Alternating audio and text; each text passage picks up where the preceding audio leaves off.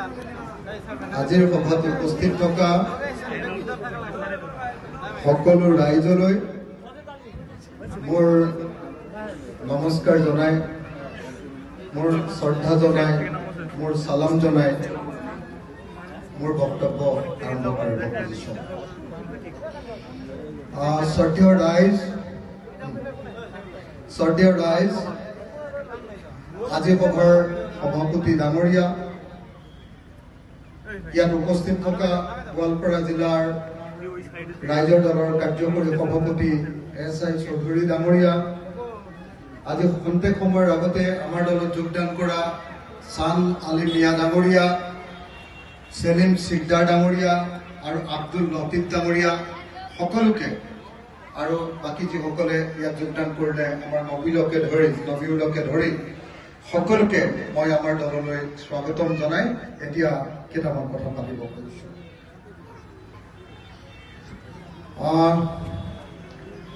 শ্ৰদ্ধেয় ৰাইজ, যোৱা 26 অক্টোবৰ তাৰিখৰ পৰা মই গোটেই অসমখন ঘূৰি ফুৰিছো।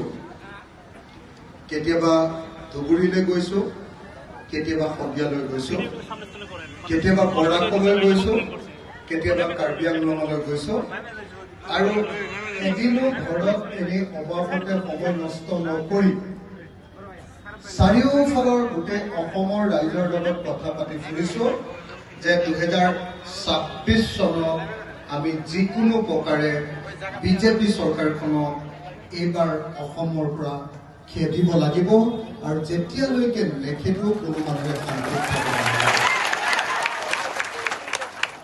মই সেইকাৰণে আপোনালোকক যিটো কথা ক'বলৈ ইয়ালৈ আহিছো, বেলেগ একো কথা নাই, যে আমি সকলোৱে মিলি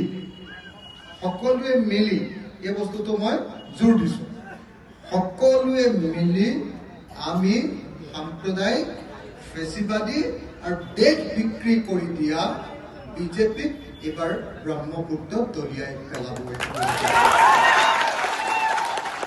আৰু একেটা সময়তে মই আপোনালোকক এইটো অনুৰোধ কৰিম, যদিহে অসমৰ ৰাজনীতিৰ পৰা বিজেপিক বিদায় দিব লাগে, তেতিয়াহ'লে মুছলমান ৰাইজৰ পৰা AIDFকো বিদায় দিব লাগে। কাৰণ মুছলমান ৰাইজৰ মাজত AIDFক দেখুৱাই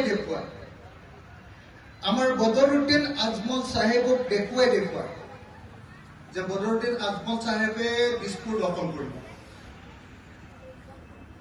AIDFে চৰকাৰ বনাব, অসমৰ মুছলমান, বিশেষকৈ যিটো তেওঁলোকে শব্দ কয় মিয়া মুছলমান মানুহকে অসমৰ শাসন ক্ষমতা দখল কৰি পেলাব, অসমৰ অস্তিত্ব নাইকিয়া কৰি পেলাব, এই যিটো প্ৰচাৰ অপপ্ৰচাৰ কৰি থাকে, সেইটো কৰি থাকে মূলত বদৰুদ্দিন আজমল চাহাবৰ চেহেৰাটো দেখুৱাই দিয়ে।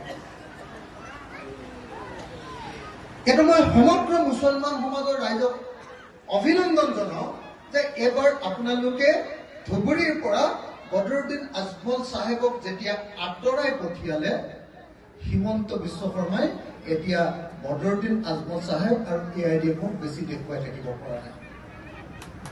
হয়নে নহয়? আপোনালোকে চাওকচোন, হয়নে নহয়? সেইকাৰণে তেওঁ নতুন বুদ্ধি উলিয়াবলগীয়া হৈছে। এইবাৰ মহবুবুল হকক দেখিছেনে?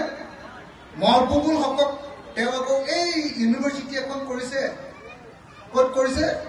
মেঘালয় USTM নামৰ ইউনিভাৰ্চিটি এখন কৰিছে। সেইখনক এবাৰ দেখুৱাবলগীয়া হৈছে যে মহবুবুল হকৰ USTM ইউনিভাৰ্চিটিৰ কাৰণে গুৱাহাটীত বানপানী হৈছে, মাথা গৈছে মানে, হয়নে নহয়? ক'ত তাৰপিছত এইবাৰ আকৌ দেখুৱাবলৈ কৈছে যে নহয়, ক্ৰছ কাৰেণ্ট নামৰ যিটো চেনেল আছে, ক্ৰছ কাৰেণ্ট চেনেলটোৰ যিজন সাংবাদিক দিলৱাৰ হুছেইন মজুমদাৰৰ নিচিনা সাংবাদিক বিলাকে বোলে মানে হুছেইনটো মাজত আছে যে, সেইটোৰ কাৰণে তেওঁলোকে বোলে গোটেই অসমখনত গণ্ডগোল লগাই আছে। গতিকে দিলৱাৰ হুছেইন, তাৰ পাছত আপোনাৰ কি কয় মহবুবুল হক, আগতে যিটো আছিলে বদৰুদ্দিন আজমল চাহেব, এতিয়া এওঁলোকক নতুনকে আৱিষ্কাৰ কৰি দেখুৱাই আছে যে এইকেইটা মানুহক যেতিয়ালৈকে খতম, শব্দটো কি বুলি কৈছে, খতম যেতিয়ালৈকে নকৰি হিমন্ত বিশ্ব শৰ্মাৰ ভাষা, তেতিয়ালৈকে বোলে অসম কাম নহ'ব। তাৰমানে কাক টাৰ্গেট কৰি আছে? টাৰ্গেট কৰি আছে আপোনালোকক, হয়নে? টাৰ্গেট কৰি আছে অসমৰ সংখ্যালঘু সমাজক, টাৰ্গেট কৰি আছে বিজেপি আৰু হিমন্ত বিশ্ব শৰ্মাই আপোনালোকৰ মুছলমান সংখ্যালঘু ৰাইজক। সকলো মানুহে জানে, মই আপোনালোকক সুধিব খুজিছো, চব দেই, বদৰুদ্দিন আজমল ডাঙৰীয়াই যদি গোটেই মুছলমানৰ ভোট পায়, বোলে অকল বদৰুদ্দিন আজমলক বোলে অকল মুছলমানে, গোটেই মুছলমানে দিলে আৰু বাকী কাকো দিয়া নাই, তথাপিও বাৰু বদৰুদ্দিন আজমল ডাঙৰীয়াই কেতিয়াবা অসমৰ মুখ্যমন্ত্ৰী হ'ব পাৰিবনে? পাৰিব নেকি কওক?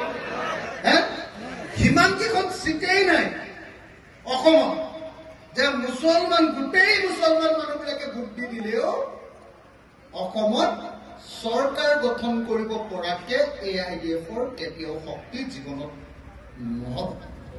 কিন্তু তাৰ পাছতো কেৱল দেখুৱাই থাকে যে বদৰুদ্দিন আহি আছে, বদৰুদ্দিন আহি আছে। আৰু আজমল চাহেবো এনেকুৱা টেঙৰ বস্তু, ঠিক ইলেকশ্যনৰ আগৰ আগে যাতে হিন্দু মুছলমানটো পুৰা হৈ যায়, মুছলমান মানুহবিলাকে যাতে বদৰুদ্দিন আজমল চাহেবক ভোট দিয়ে আৰু বাকী ভোটবিলাক যাতে হিমন্ত বিশ্ব শৰ্মাৰ কাৰণে যায়, সেইকাৰণে তেওঁ লগে লগে ইলেকশ্যন অহাৰ লগে লগে কৈ দিয়ে এইবাৰ আহি আছো অসমত দিছপুৰত চৰকাৰ কৰিব টুপি আৰু লুঙিৰ মানুহবিলাকে। কয়নে নকয় কওক? দাড়ি আৰু টুপিয়ে চৰকাৰ কৰিব বুলি কয়নে নকয়? তো এনেকে